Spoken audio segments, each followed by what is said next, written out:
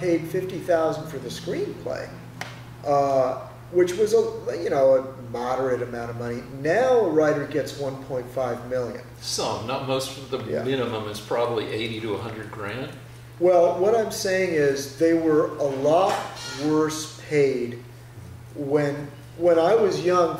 Even then, $50,000 was not that much. Yeah, and for a franchise that probably in today's dollars has grossed close to $1 billion. Yeah, it's grossed over and it doesn't $1 billion. exist without your dad. Right. So but what I'm saying is the inequity has been solved, I think, not completely, but writers do get paid proportionately a lot more than they used to. Okay. And one more thing about minimum wage. It's part of the problem is that it's who has the minimum wage jobs. When we were kids, minimum wage jobs, and this is a cliche too. I mean, most people already know this. Minimum wage jobs were for frickin' teens, for people who were supported by the rest of their families, because they were frickin' teens living at home. Mm-hmm. And now, a lot of minimum wage, the jobs for teens have kind of gone away. And those minimum wage jobs are now, held by full-grown adults who are trying to support families. Immigrants, maybe? Well, I would just like to say, do we have any time? Because you keep making frantic movements with your hands. This camera, it's super high tech. Okay, it's this big, but it shuts off every half hour. Okay, well, I'm going to talk now, and I'm just going to talk. And, we got 30 minutes. All right. So here's the situation. I just want to say something. The reason that the minimum wages jobs are gone now is that the Democrats brought 3 million illegal aliens into California. And they've taken a lot of the minimum wage jobs. That's the first thing. And there's no way around that, Rick. There's no clever argument. Oh, there is. I'm going to say it when you're done. Great. But I just wanted to make one thing clear about Disney. Disney hires a lot of people at minimum wage. And in response to a lot of criticism, a lot of the employees struck this year. They actually struck. And Disneyland agreed to better their conditions with scholarships and educational things, little things. But what I want to say is the longer you're at Disney, the better things get for you. So it's always a low-paying job, but the entry people, they really get, they're the ones that are getting treated badly. So my point is, it's not, you should not go to work at Disneyland to support your family. And it's not their fault that they're not giving you $50,000 a year to press buttons to get people to go around and around on the Peter Pan ride. That's not a career. All right. Would you work at Disney again if you could? I have mixed feelings about it. Okay. But your job is a skilled job, right? His job, he was too skilled for the job. I don't want to discuss it. Can we talk about it? Because it's interesting. Well, but he was drawing people's faces, and when you have a lance drawing people's faces, it's disruptive. Because imagine fucking Michelangelo working at Six Flags drawing faces. It would cause chaos. Well, all right. All I'm going to say is this. I drew portraits at Disneyland, and my station was right next to the pirate ride. And at one point, the line to have your portrait drawn by Lance was longer than the line to get into the pirate ride, which is my proudest moment, I think, as an artist. Didn't you try to make somebody cry with the majesty of your portrait? Oh, all right. I forgot that. Okay, here's what I would do. Every week, I would draw somebody's little kid. And I used to do 9 portraits a day.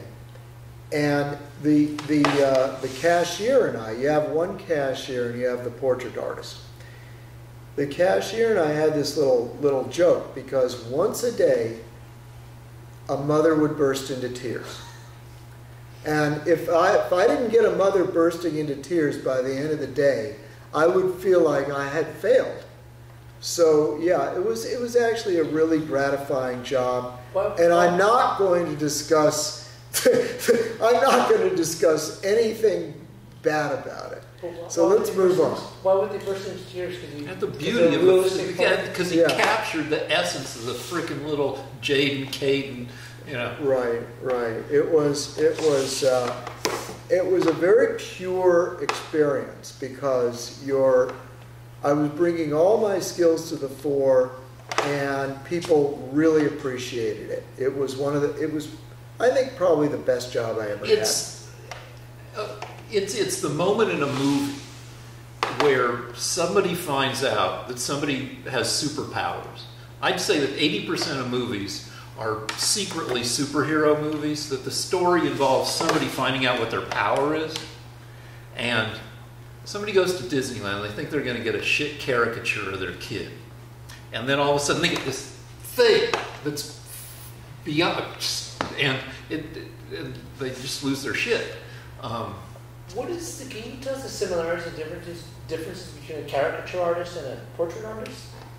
All right, the director wanted to know, should I repeat that? At Disneyland, you could get two types of drawings. You could get a caricature, and you could get a realistic portrait. I only did the realistic portraits. The caricatures are the ones that look funny, where they exaggerate your features and have you carrying a golf club or whatever, and have a big head and a little body. But I didn't do those. That wasn't my forte. So anyway, let's change topics. No, but can you just one more? We got to talk about minimum wage a little just bit. real quick. What differentiates a caricature artist from a portrait artist? Like, you can whip off a caricature in 5 minutes. Well, I mean, here's the thing.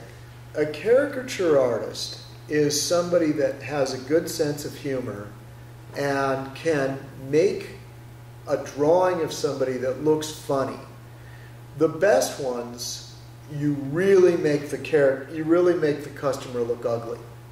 Like if they've got a little bit of zits, you cover them with zits. If their ears are a little big, you make them have ears like an elephant.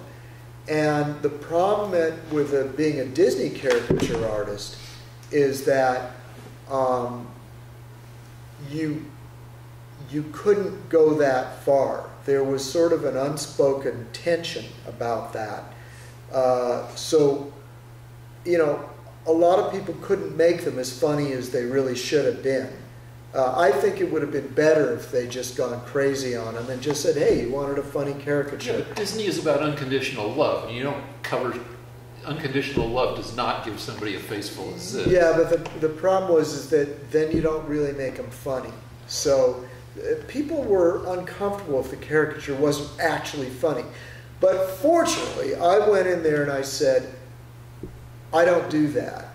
And they hired me anyway. And my goal being there was to make a little money, but to develop my portraiture skills, which I'd already written the best-selling book in the world on how to draw portraits. But I actually wanted to get satisfaction. I wanted to use pastel, which I wasn't used to, and I wanted to do beautiful work. It was just a very pure thing, and it was very gratifying in its best moments. Right. So you mentioned minimum wage. Yeah. And how, in California at least, it's because of those damned immigrant illegals. So I'm just gonna.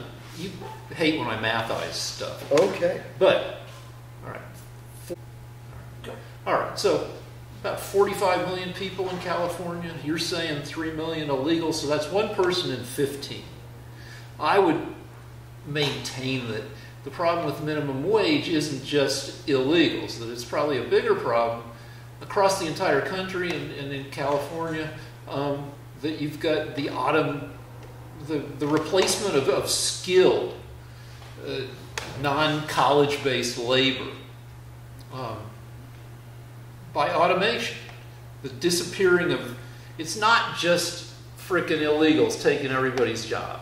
It's probably more so, and I can dig up statistics to support myself, that jobs are lost to technology.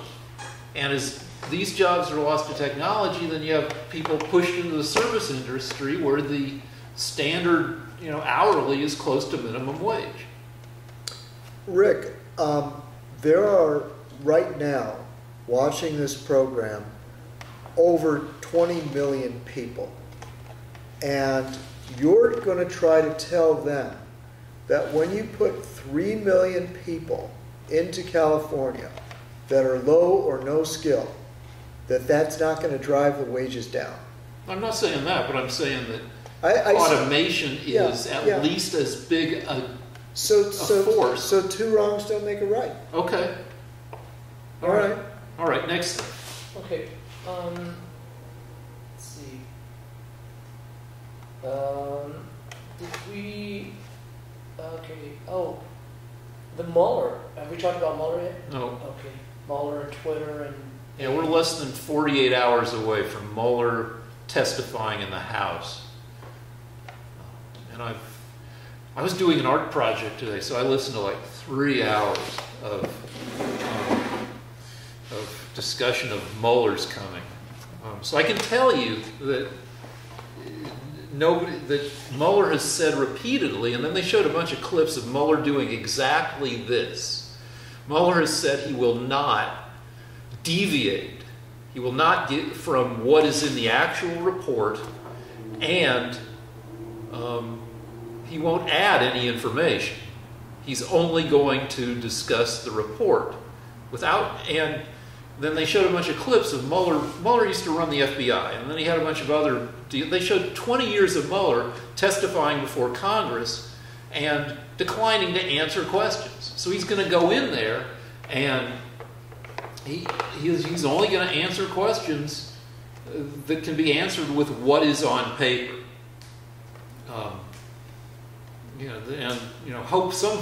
I think most Democrats have been disabused of the idea that he's going to walk in and just say something that will torpedo Trump.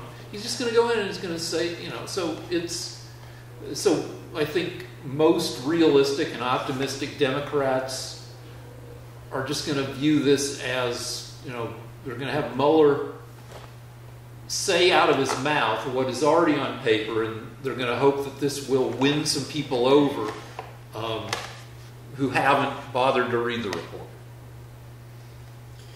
Well, we've gone over the Mueller, the investigation ad nauseum. I don't like to speculate on what he's going to say, except people will have a chance to ask several questions, and that is, the Mueller report concluded that Trump did not collude with Russia. And if that's the case, then at what point did they know that? And if they knew it early on, which I think they did, then it was his responsibility to announce that instead of dragging the report out past the 2018 congressional election so that he could get some Democrats elected. Can I say one thing? Sure. All right, so Mueller in his report says that they didn't consider collusion because collusion isn't a legal term. They considered conspiracy and concluded that there wasn't enough evidence to substantiate a charge of conspiracy, which is, it's a little different. Rick, you're a smart man. Yeah. So if the DA says we don't have enough evidence to charge you with conspiracy, you know what that means? That means it's over. So the point is that there's that. And the second question would be, why did you hire nothing but Democrats? That, it is the appearance of bias to hire 20 Democrats.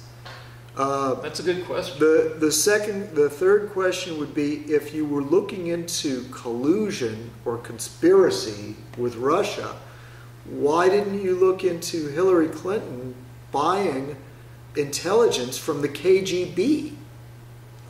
We actually have the name of the intelligence officer that helped write the Trump dossier. They're going to ask those questions, and we're going to find out. He's going to Yeah. give answers, Yeah. or he's going to decline to answer. But Right, I assume right. he can answer some of that. Like, I assume the Republicans will ask those questions. I don't know whether he's going to answer. Right. But- It's all.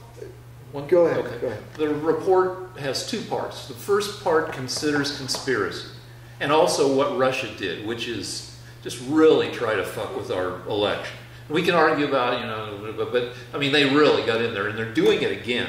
Like with them, apparently there's been a bot explosion across social media, and I saw it today. Like people are getting followers aplenty. I got followed today by some made-up account out of the Czech Republic.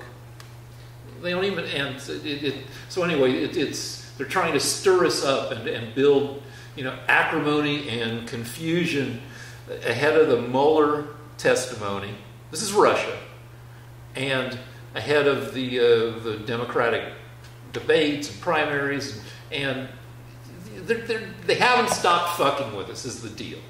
And we can argue about on whose side they are, and everything, but I mean, really, they're just pissing on the anthill that is American politics. Well, there's actually two things I wanted to say about that, and that brings us back to the squad.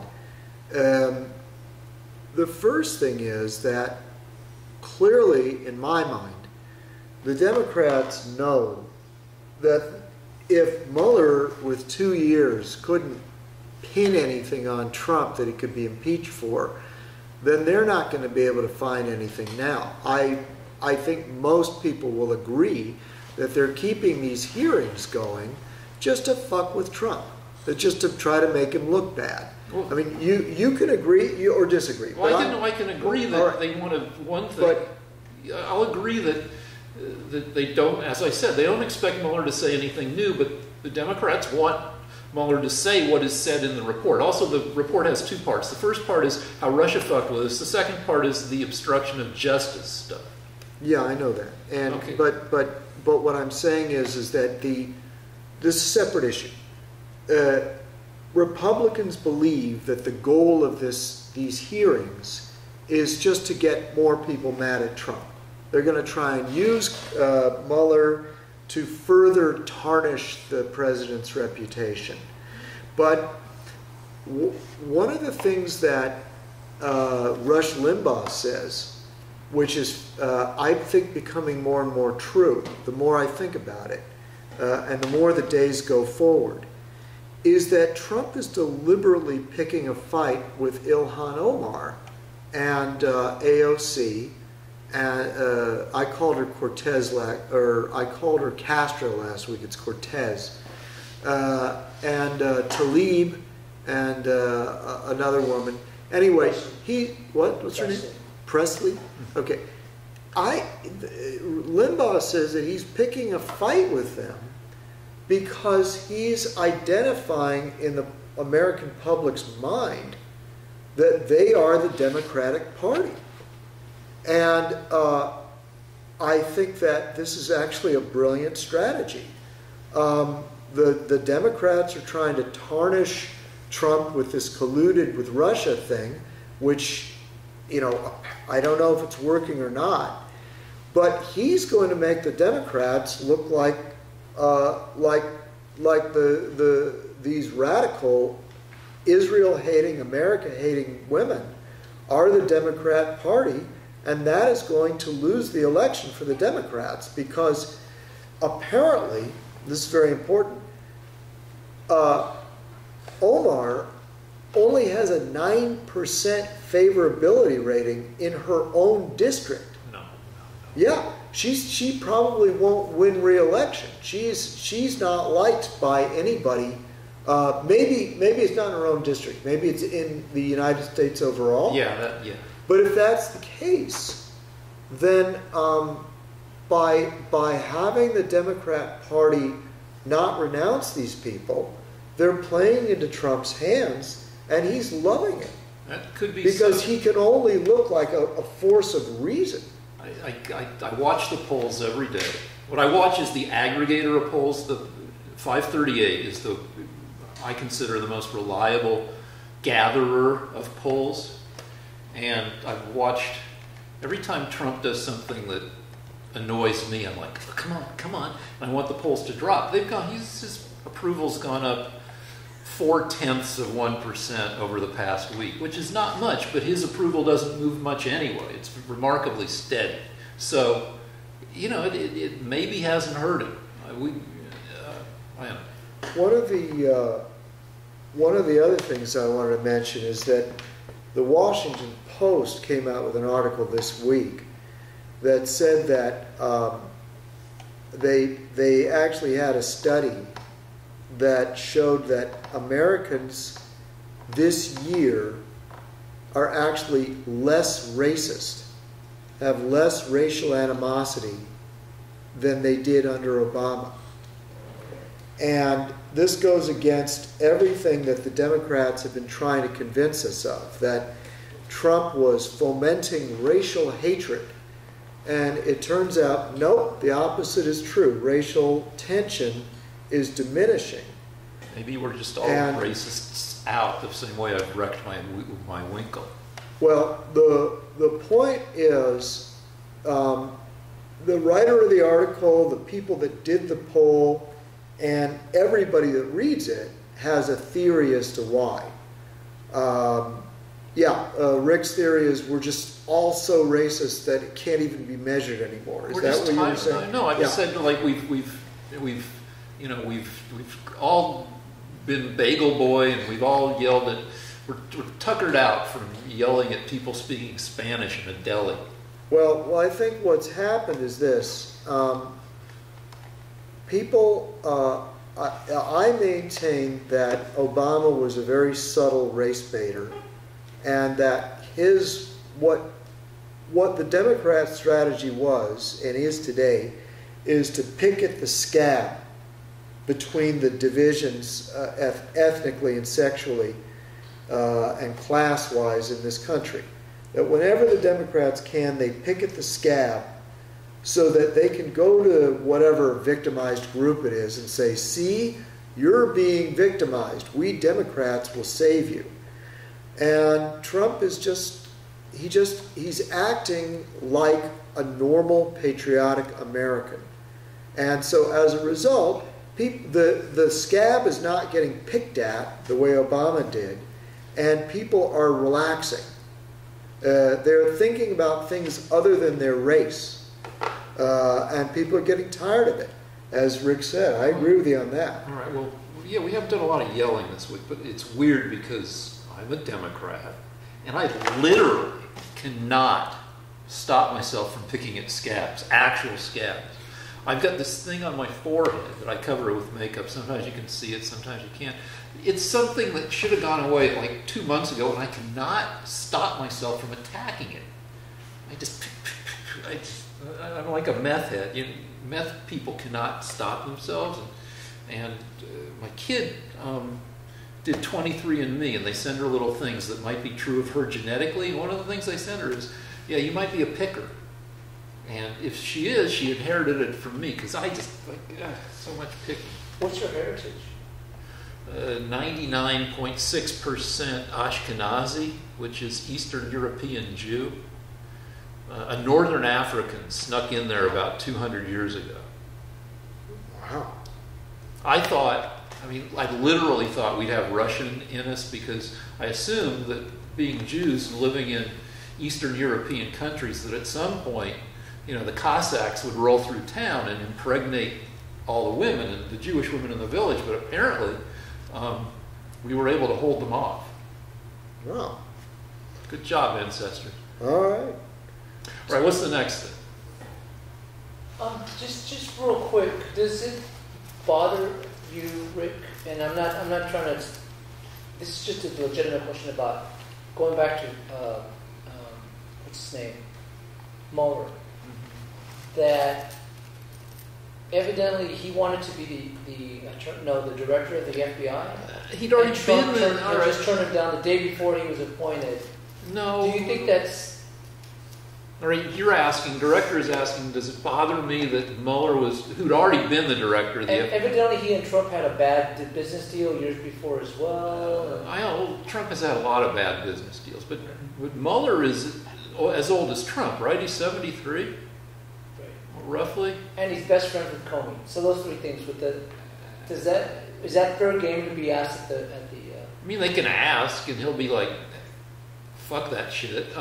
And he won't say it that way, but I mean, he was already head of the FBI for many, many years. I don't see why he'd want to keep going into his golden years. But he did want the job. He interviewed for it. Okay, but I don't feel like because he got turned down for that he would go on a vendetta against Trump. You see, actually, the director raises an important point. This is one other problem that all Republicans have had with the Mueller investigation, and that is, now I didn't bring this up because in the hearings, all you can really do is say to Mueller, why didn't you recuse yourself? And he would just say, because I think I'm not biased. So I don't know what they can really do with these facts. That's why I didn't bring it up just now. But yeah, I mean, one of the things Republicans are mad about is that the day before Mueller was appointed to investigate Trump, Trump had turned him down because he wanted to be head of the FBI, and Trump had turned him down.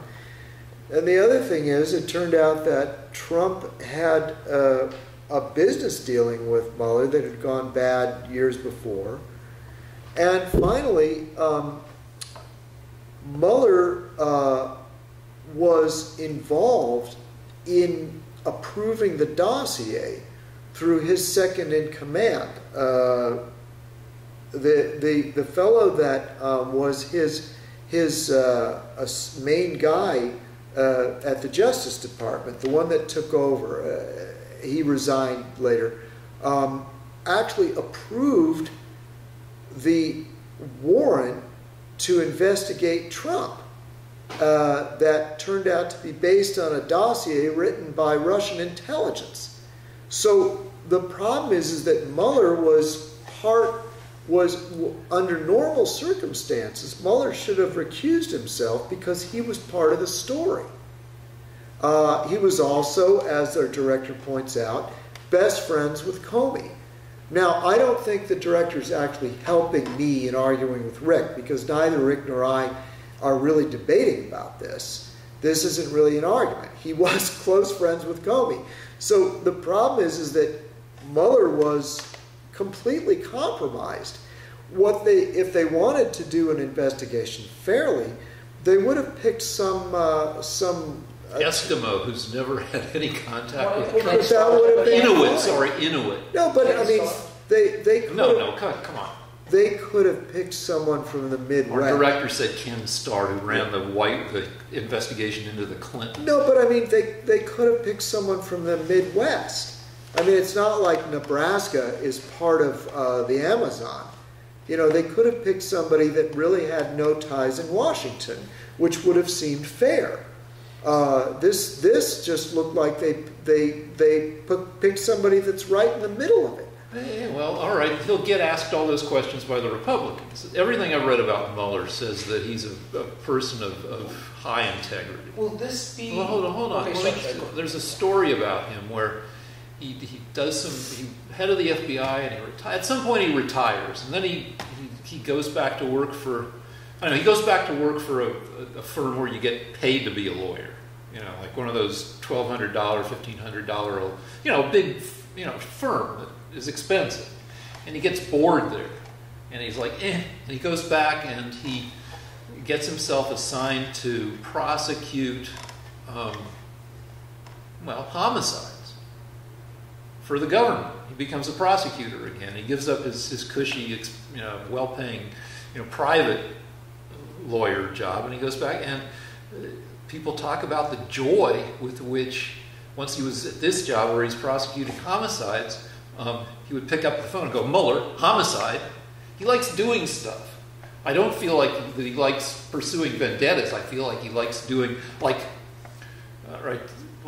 everything I do is like a clownish version Can I respond before Let me you just go tell. on Can I further? do? Yeah, go ahead. All right. Well, just before you change subjects. No, I was going to just give a personal anecdote. Well, you can add that afterwards. Okay. But it's good that you mentioned this because actually I've got a great story about Mueller too. There was a guy that there was a bombing. I think it was in Florida, and a terrorist bombing. Richard Jewell. Yeah, you know about Richard Jewell. Good Wait, memory, was that the Atlanta Director. Olympics? Yeah. And so what happened was, thank you, Director. Mueller decided that the person that did it was a security guard named Richard Jewell, and he prosecuted this guy and persecuted this guy. The shit out of him. Yeah, and it turned out that at no point did he have any evidence at all, and Jewell was ultimately found completely innocent. But he went to prison for a while, right? No. His life was hell. His life was basically ruined, and I believe he died. I think he's dead, from yeah. It didn't help. Yeah, and Mueller has never apologized or admitted anything was wrong, and even when he should have known that this guy was innocent, kept prosecuting him, kept persecuting him. Now, another guy that Mueller hired, we've had this discussion, but it bears repeating, is a fellow named Weissman, who destroyed a company unfairly. He prosecuted a company. Is this Arthur Anderson? In the Enron deal? He prosecuted an accounting company that had nothing to do with Enron. It turned out the Supreme Court found that these people were completely innocent. And even though he knew that, he persecuted this company to the point where 80,000 employees were put out of work. He destroyed the company. And then several of the executives were sent to prison. And one of them committed suicide. All right. And wait a minute. And the Supreme Court overturned all the convictions. And this guy Weissman was responsible for a guy killing himself. And that's who Mueller hired to basically run the whole investigation of Trump. Okay. So he's definitely a vindictive rat. No, I think you're overreaching. But so are prosecutors. Prosecutorial overreach is kind of common. You think you have among, Well, it's not common. The top prosecutors in the United States are supposed to prosecute when they feel things are really wrong, not just because they're machines like the Terminator that are turned on someone and ruin their life for no reason. If you're a fucking prosecutor, Rick, I hope to God that Mueller and Weissman are turned on you. You haven't done anything wrong. I don't want that. But that's not the way our system is supposed to work. I don't want to break and look up what Arthur Anderson did or didn't do, but Enron was a totally evil, scammy company. Yeah, no, there were people that deserved to go to jail, but Weissman continued afterwards with people that were completely innocent, and thousands of people's lives were altered for the worse. Okay, so, I mean, at the very least, Mueller doesn't have 100% perfect record of who he prosecutes. But let me just say... Just real quick, because the mainstream media didn't ever really cover that. You probably heard that in conservative media, right? Yeah, absolutely. Is this going to be a win for well, the Republicans will bring a lot of this shit. The Democrats are going to hear for the first time a lot of this stuff. No, it's not going to be a frickin' because everything else. The deal is the way this stuff generally works is nobody, at least lately in American history, is nobody's mind gets changed. Everybody sticks to what they already think. Well, let me just personal anecdote. Personally, all right. I set out at a certain point in my bouncing career to be the greatest catcher of fake IDs used to get into bars ever, which can be a big deal. Like I helped a bar in Brentwood stay open for a long time because this bar was being persecuted by the vice and the cops because the neighborhood had grown fancy around it. Real estate values had gone way up while the bar had been there for more than 20 years, or roughly, anyway, 20 years.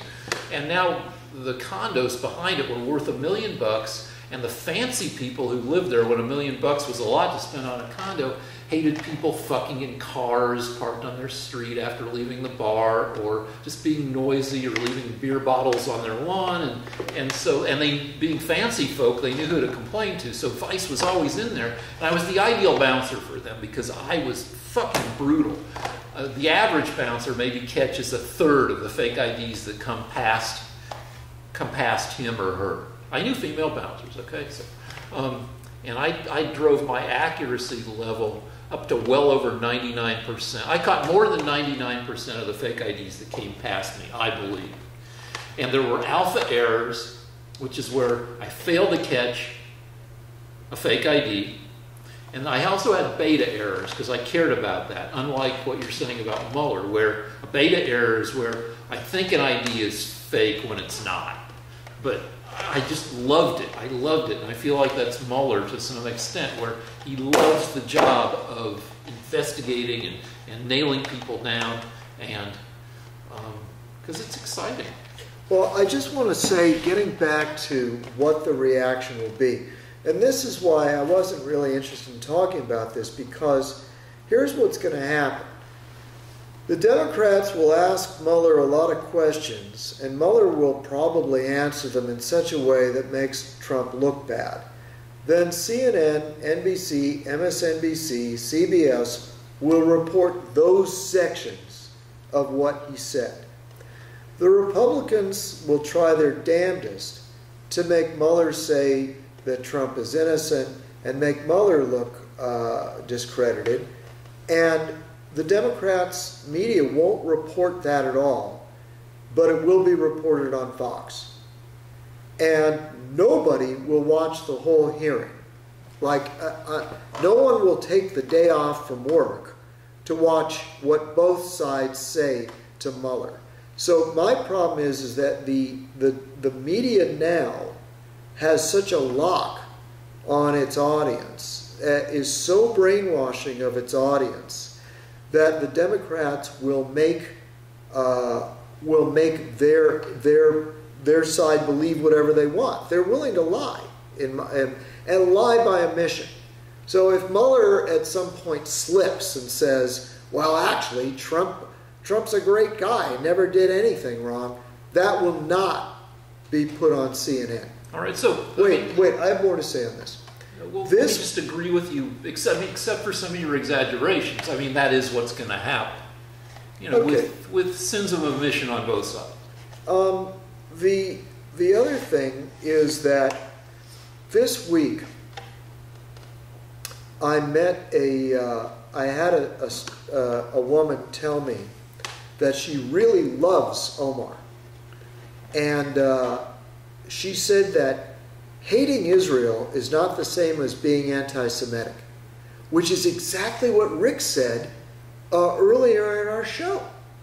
So that just tells me that the Democrats are brainwashed. So the word goes out, hey, hating Israel is not the same as being anti-Semitic. Well, but what's fascinating is she got really excited about it.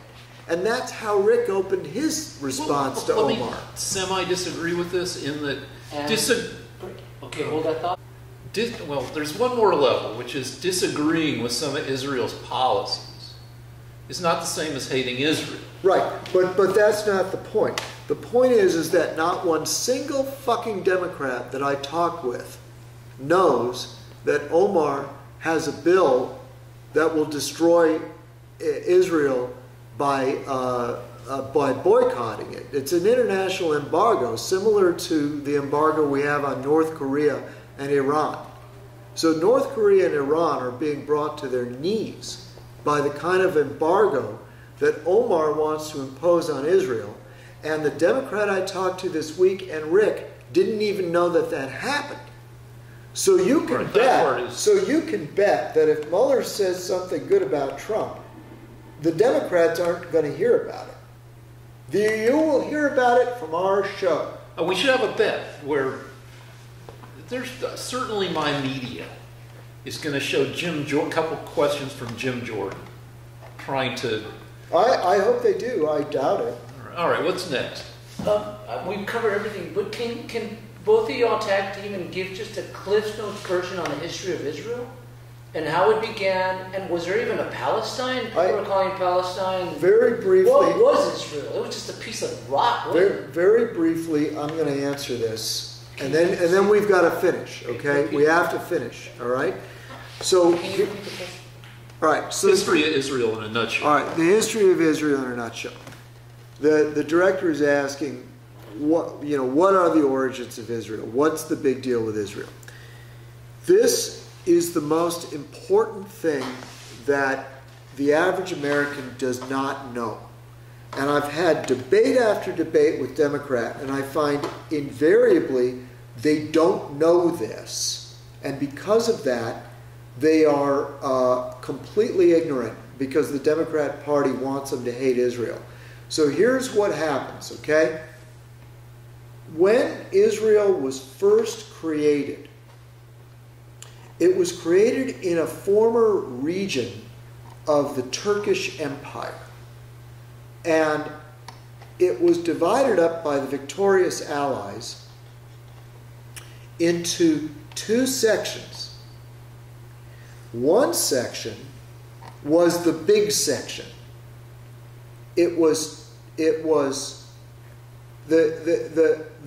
was divided into 3/3. 2/3 of the area was given to the Arabs.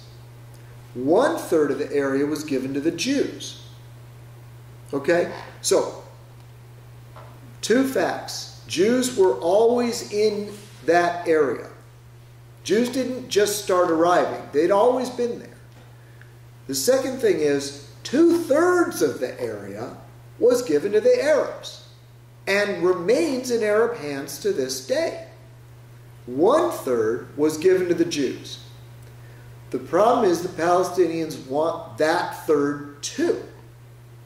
Now, the reason Democrats don't know this is Democrats don't know that Israel was divided into 3 parts. Israel, the Palestinian territories, and Jordan. Jordan is 2/3. It's much of the Twice whole as area. big as what you want. It's much bigger than Israel. And the Arabs and Palestinians got that section. So they always had the lion's share. But they're not satisfied with that. They want the final third, Israel. And they're willing to convince Democrats that the Jews went in and took that third. That's the first point. Well, there's more. I've just got a question, because I don't know a lot of this. Yeah. If you're a Palestinian living in the Gaza Strip, can you say, fuck it, it's miserable here, I want to move to Jordan? Can you do that if you're willing to give up your shit in the Strip? The Gaza Strip was originally part of Egypt and was never part of Israel. Palestinians move to Jordan? The Gaza Strip was not part of the deal. The Gaza Strip was part of Egypt. And right now, the Gaza Strip has millions of Palestinians in it that are not being controlled by Israel. It's completely autonomous. So the Palestinians have a state. It's the Gaza Strip, and there's a section called the West Bank, which is between Israel and Jordan. So in the area where that used to be where Arabs and Jews lived, there are now 3 territories. 4. There's Jordan, the Gaza Strip, the West Bank, and Israel. Israel is only one of them. That's the place where the Jews live. The Arabs got the other 3. Now, a person from the Gaza Strip, I suppose, could move to Jordan if they wanted to, but the point is that they're already living in a Palestinian paradise because 10 years ago, 15 years ago, the Jews gave the Gaza Strip to the Palestinians. It's super sucky there. It's not No, but it wasn't super sucky when the Jews left. The Jews left the Gaza Strip with industry. When the Jews left the Gaza Strip, it wasn't that bad of a place to live. The Egyptians decided to give it to the Palestinians, and the Jews said, all right, we'll give it to the Palestinians too, make it a paradise. But what happened was gangsters in Hamas took it over. Hamas is a terrorist organization. They took it over, turned it into a hellhole, turned it into a camp who's dedicated to destroying Israel. So right now, Israel has to check everything that goes in and out of Gaza, so that the Gazans don't get weapons that they can use to kill Jews.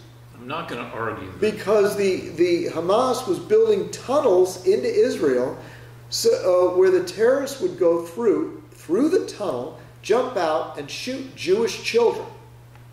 So now the Gazans have to have their stuff checked, because they use whatever they can to get at the Jews and kill them. So wait, there's one more part, like the Palestinians as a people. You know, that aside, I would assume that they're not all dicks, but their leadership has been terrible for generations. The Palestinian charter that was voted upon by the Hamas charter, the PLO charter, up until like a couple of years ago, said that our whole point to existence is to destroy Israel, which is a shitty fucking and point. In fact, it quoted the line in the Quran where it said that the great world to come will be where the rocks and trees will call out to the Muslims to kill any Jew hiding behind a rock or a tree. So not only did they want to destroy Israel in the Hamas charter, but they also want to kill every other Jew on earth. That includes me and Rick. Now, there's more. Please stop talking so I can finish this. All right, did you have something? I have dumb stuff to say. Okay, can I just finish this? I've been trying to make this point. The other thing that Democrats don't know is they always say, but the Jews, they don't say the Jews, they say the Israelis. The Israelis pushed the Palestinians off their land. They took their land. Zionistic. Yeah, the Zionists, they took their land. And what the Democrat doesn't know is that there was an exodus of 800,000 Palestinians, Arabs, local Arabs, that left the territory because there was a war going on. And every time there's a war in an area, there are refugees. So, and the reason there was a war is because the Arabs invaded to kill all the Jews. Their slogan was, we're going to drive all the Jews into the sea. So the great powers decided to give a sliver, 1/3 of the land to the Jews. The Arabs didn't like it. They invaded the territory. There was war everywhere. There were refugees of 800,000 Arabs because of the Arab invasion. But at the same time that this was going on, the Arab world expelled 800,000 Jews. So the Arab world in North Africa and Iraq and Egypt, there were Jews in those territories. They were expelled from those territories. And the only place they could go was Israel. So my point is that it's true that Arabs left the Palestinian area, the budding Israel, but at the same time, nobody says a word about the Jews in Arab countries. How come they don't get to have their land in Morocco and in Algeria? Right. They were the same number. All right, so I have three things to say. Most of them stupid. Thing one, which is the least stupid thing, is... And then we're going to sleep. Right. one problem is that the whole Middle East is much of the, 80% of the Middle East, maybe 85 or 90%, is desert wasteland. Trying to divvy that up when it is inherently problematic, along with Israel being the point of origin of two of the world's major religions and a third religion, which is the source of the other two religions, Judaism, Christianity, and Islam, which combined account for more than 3 billion people adherents. All in this little piece of real estate. That's thing one. Thing two is the only way to solve the Israeli-Palestinian thing is for hot Palestinians and hot Israelis to fall in love with each other, as in the Adam Sandler movie, The Zohan, where, and in a bunch of other movies, most of which we don't see because they mostly are shown in, maybe on Netflix if you look around. Israelis are pretty hot, and I assume a lot of Palestinians are pretty hot. They're in good shape because they're always like either digging tunnels or they're running around with Uzis, and so there's that. Also, I miss the days when we were kids. Lance is way over there now. Israel used to look like a pork chop or a Nike swoosh because in the 6-Day War, they'd taken a big, huge chunk of real estate that made Israel shaped like, right, Nike swoosh, pork chop. 6-Day War, they took a big chunk of Israel, right? Remember when Israel was shaped, they had all that extra real estate? And now Israel's shaped like a dagger because they gave away the porky part of the pork chop. They gave it back. They captured the Sinai Desert because the Egyptians were trying to invade through the Sinai. So they captured the Sinai, and then they gave the Sinai back to Egypt in return for peace, which has actually held all these years since the peace agreement in the 70s. But the Egyptians, the Muslims, murdered the leader that negotiated that peace. Anwar Sadat. His name was Anwar Sadat, and for negotiating peace with Israel, he was murdered by the Muslims. So it gives you some idea of what the Jews have to contend with. All right. Three quick questions. Oh, all right. No, that's all I got. So you got questions. Just 3 quick questions for both of you guys. The first one is if the Palestinians decide and Hamas decide and Hezbollah decide to drop all their weapons, like get rid of them, do you think there would be peace in the Middle East? Like they get rid of all the weapons. If Hamas, Hezbollah.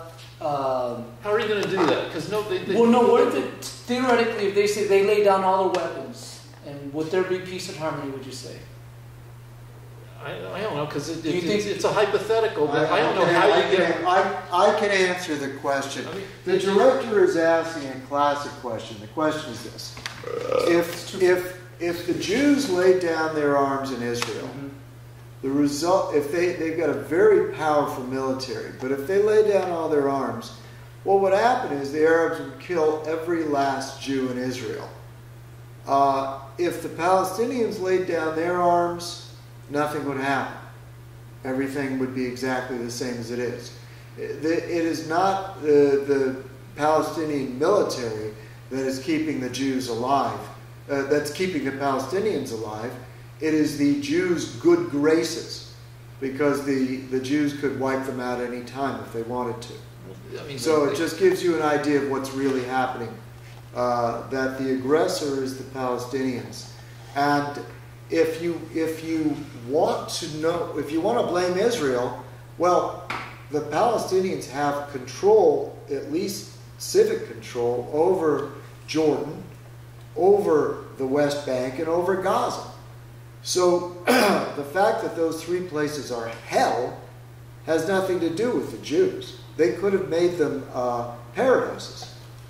And last question, so if Trump negotiates peace between the Jews and the Palestinians, does that ensure him a Nobel Peace Prize? Well, no.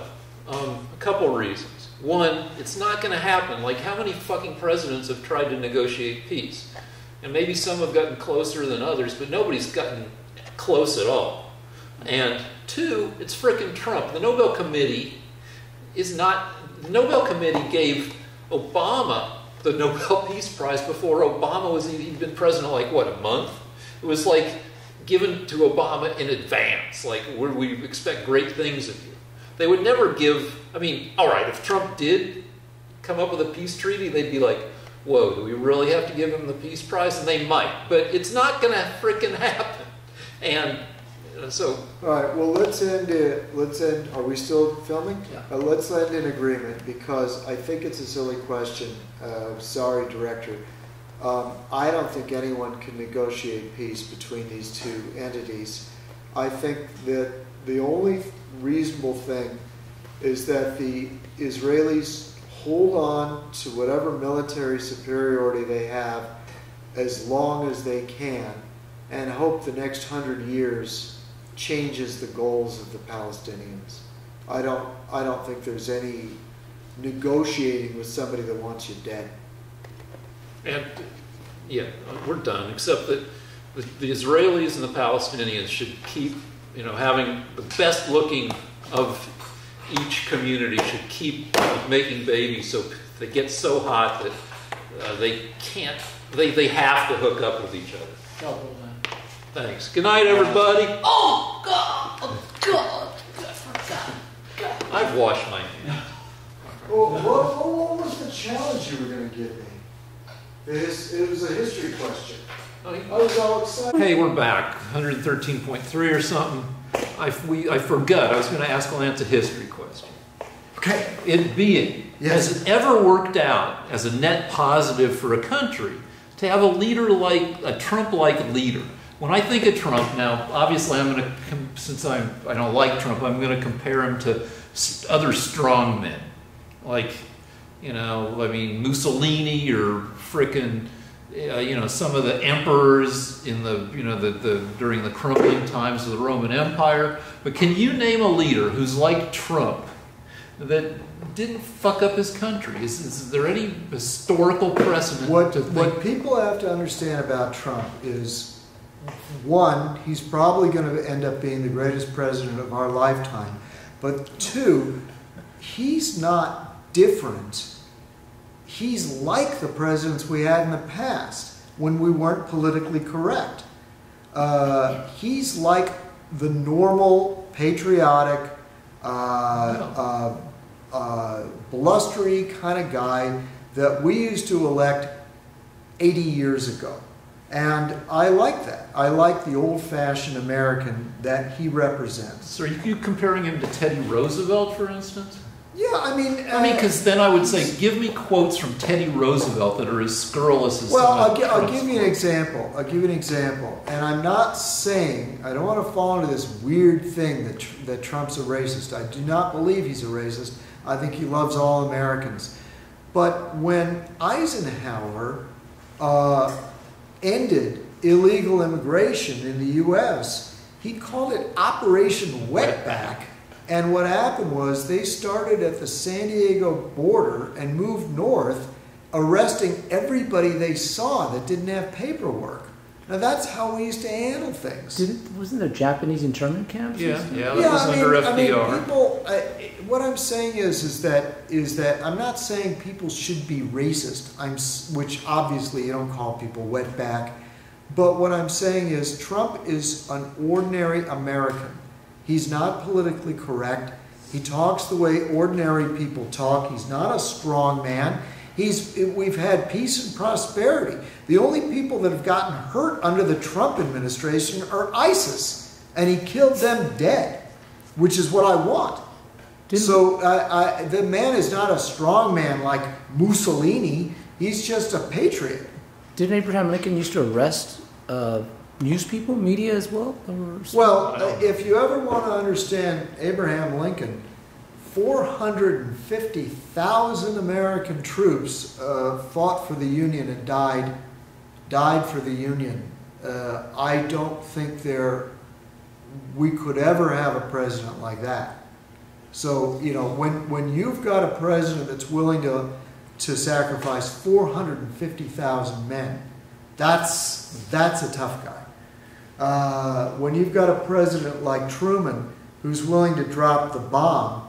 I'd argue about them. He doesn't know what he was dropping. I mean, yeah, they knew. They knew that they would annihilate 2 Japanese cities. If they didn't know the first time, they knew the second time. You're right. So the point is that American presidents have been a hell of a lot more ruthless than Trump. Trump's kind of tame compared Well, to... except I would argue Truman had only been president for 2 months when he had to make that decision. Yeah, but in his autobiography that he wrote 25 years later, which I read, he said he was proud of the decision that he made and he would do it again upon reflection. So American presidents are much more ruthless than Trump. Trump is only a danger to you if you're a member of ISIS. Now I am done. Yeah, all right, fine. All right, that's that. He's a danger all right, come on, all right, I'm done too, I guess. That was a lame rebuttal on my part, but come on. Sorry, everybody who's expecting me to do a competent job of upholding my end, but it's 1 in the morning. I have to go home and see if I can wrestle up. No, all right.